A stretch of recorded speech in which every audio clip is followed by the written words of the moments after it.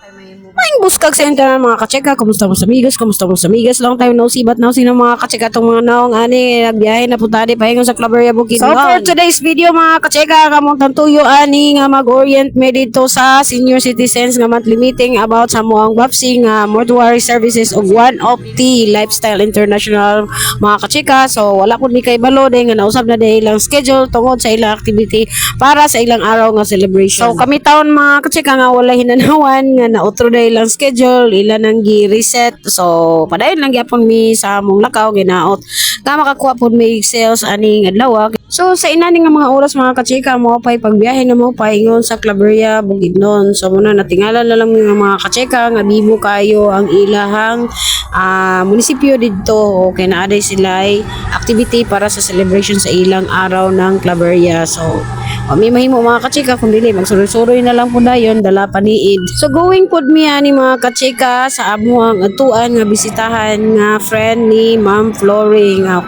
among kauban sa BAPSI og sa One of the mga kachika.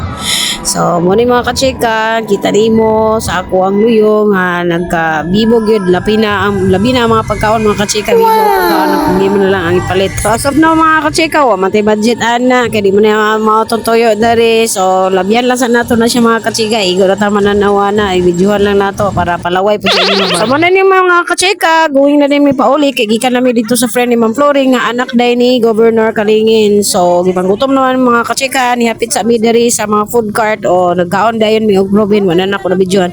Love you mo ang tanan sa atong adlaw-adlaw nga binuhatan.